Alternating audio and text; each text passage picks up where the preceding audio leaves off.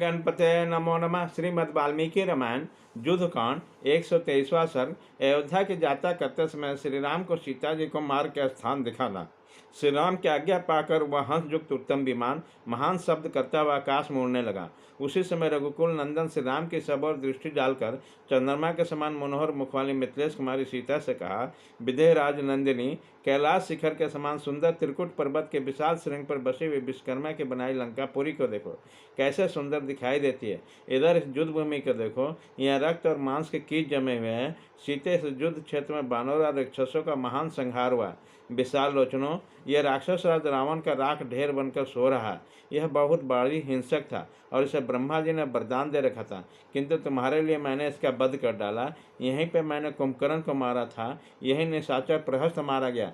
इसी सम्रागन में बानरवीर हनुमान ने धूम्राक्ष का वध किया।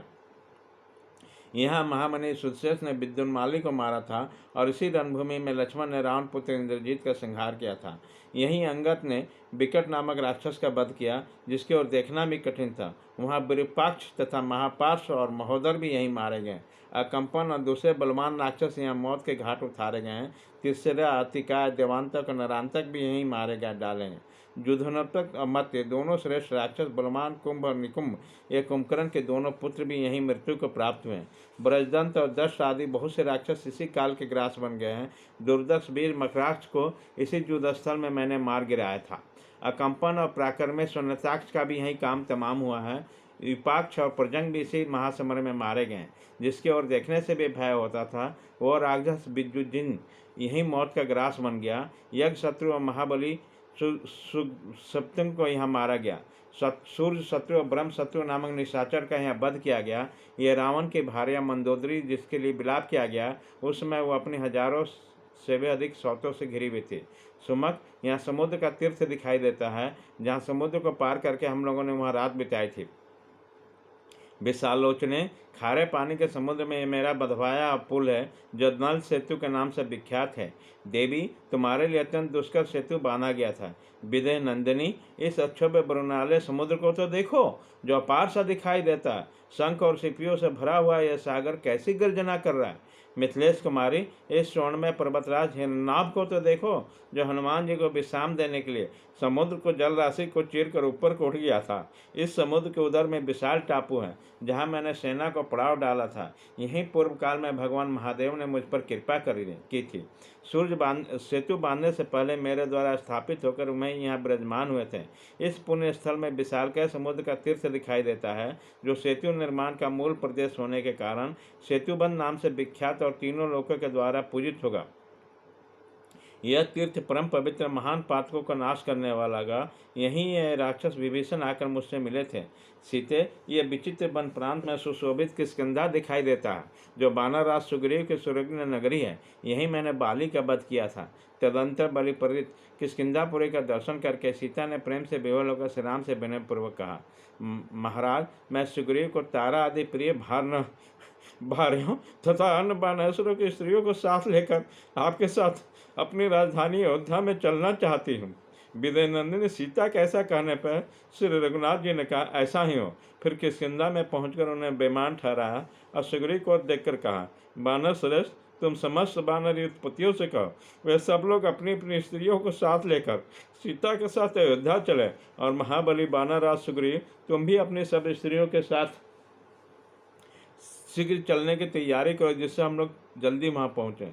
अमित तेजस्वी श्री रघुनाथ जी के ऐसा कहने पर उन सब बानरों ने घिरे हुए श्रीमान बानरराज सुग्रीव ने शीघ्र अंतःपुर में प्रवेश करके तारा से भेंट की और इस प्रकार कहा, प्रिय, तुम मिथिलेश कुमारी सीता को प्रिय करने की इच्छा से श्री रघुनाथ जी की आज्ञा के अनुसार सभी प्रधान महात्मा बानरों की स्त्रियों के साथ चलने की तैयारी करो। हम लोग इन बानर पत्नियों को साथ लेकर चलेंगे। इन्हें अयोध्यापुरी तथा महाराज दशरथ की सब रानियों का दर्शन कराएंगे।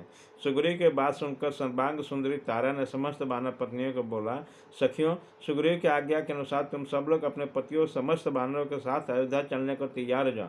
अयोध्या का दर्शन करके तुम लोगों का मेरा भी प्रिय कार्य करोगे। वहाँ पूर्ववासी तथा जनपद के लोगों को श्री राम का जो भी अपने नगर में प्रवेश होगा, यह उत्सव हमें देखने को मिलेगा। हम वहाँ महाराज दशरथ की समस्त रानियों का वैभव का दर्शन करेंगे। तारा की आज्ञा पाकर सारी बानर पत्नियों ने श्रृंगार करके उस बानर विमान की परिक्रमा की और सीता जी के दर्शन की इच्छा से उस पर चढ़ गए। उन सबके साथ विमान को शीघ्र ही ऊपर उठा देखकर श्री रघुनाथ जी ऋषिमुख के निकट आने पर पुनः विनय नंदिनी से कहा, सीते, वह जो बिजली सहित मेघ के समान स्वर्ण में धातुओं से श्रेष्ठ युक्त महान पर्वत दिखाई देता है, उसका नाम ऋषिमुख है। सीते, यही मैं वानरराज सुग्रीव से मिला था। अब मित्रता करने के पश्चात बाली का वध करने की प्रतिज्ञा की थी। यही वो पंपा नामक पुष्करणी है जो टटकरनी विचित्र कानों से सुशोभित हो रही है। यही तुम्हारे वियोग से अत्यंत दुखित होकर मैंने विलाप किया था। इसी पंपा के तट पर मुझे धर्मपरायण सबरी का दर्शन हुआ था। इधर वह स्थान है जहाँ 1 योजन लंबी भुज वाले कमन नामक असुर को मैंने वध किया था। बिलास शालिनी सीते, जन स्थान में वो शोभाशाली विशाल वृक्ष दिखाई दे रहा है। वहाँ बलवान महातेजस्वी बक्ष पर्वत जटाएं तुम्हारी रक्षा करने के कारण रावण के हाथ में मारे गए हैं। यह वह स्थान है जहाँ मेरे द्वारा सीधे बाणों द्वारा खर मारा गया, दूषण धराशायी कर गया और महापरिक्रमी त्रिशिरा को भी मौत के घाट उतारा गया। बरबर्णनी शुभ दर्शने, यह हम लोग का आश्रम है तथा यह विचित्र पर्णशाला दिखाई देती है जहाँ आकर राक्षस राज रावण ने बलपूर्वक तुम्हारा अपहरण किया था। यह स्वच्छ जल राशि से सुशोभित मंगलमय रमणीय गोदावरी नदी है तथा वह केले के कुंज से घिरा हुआ महर्षि अगस्त का आश्रम दिखाई देता है। यह महात्मा सुतिंस का दीप्तिमान आश्रम है। और विदय नंदिनी, यह सरभंग मुनि का महान आश्रम दिखाई देता है जहाँ सहस्र नेत्रधारी पुरंदर इंद्र पधारे थे। यह वह स्थान है जहाँ मैंने विशालकाय विराट का वध किया था। देवी तनु मध्य में ये वो तामस दिखाई देते हैं जिनका दर्शन हम लोगों ने पहले किया था। सीते, इस तामस आश्रम पर सूर्य तथा अग्नि के समान तेजस्वी कुलपति अति मुनि निवास करते हैं। यही तुमने धर्मपरायण तपस्वी अनुसुईया देवी का दर्शन किया था। सुतनी, यह गिरिराज चित्रकूट प्रकाशित हो रहा है। वहीं कैकेयी कुमार भरत मुझे प्रसन्न करके लौटा लेने के लिए आए थे। मिथिलेश कुमारी, यह विचित्र कानूनों से सुशोभित रमणीय जमुना नदी दिखाई देती है और यह शोभाशाली भरद्वाज आश्रम दृष्टिगोचर हो रहा है। ये पुण्यशीलिता तिरुपति गंगा नहीं दिख रही है जिनके तट पर नाना प्रकार के पक्षी कलरव करते हैं और द्विजवृंद पुण्यकर्मों में रत हैं। इनके तटवर्ती वन के वृक्ष सुंदर फूलों से भरे हुए हैं। ये श्रृंगवेंद्रपुर है जहाँ मेरा मित्र रहता है। सीते, यह उपमालाओं से अलंकृत सरयू दिखाई देती है जिनके तट पर मेरे पिताजी की राजधानी है। विदय नंदिनी, तुम वनवास के बाद फिर लौटकर अयोध्या को आई हो, इसलिए इस पुरी को प्रणाम करो। अब विभीषण सहित राक्षस बानर अत्यंत हर्ष से उल्लासित होकर उछल कर उस पुरी का दर्शन करने लगे। तत्पश्चात वह बानर और राक्षस श्वेत अटकलाओं से अलंकृत और विशाल भवनों से विभूषित अयोध्यापुरी को, जो हाथी घोड़ों से भरी हुई थी, देवराज इंद्र की अमरावती पुरी के समान शोभित होती थी, देखने लगे। इसी प्रकार श्री वाल्मीकि निर्मित आस रामायण आदि काव्य के युद्ध कांड में 123वां सर्ग पूरा हुआ।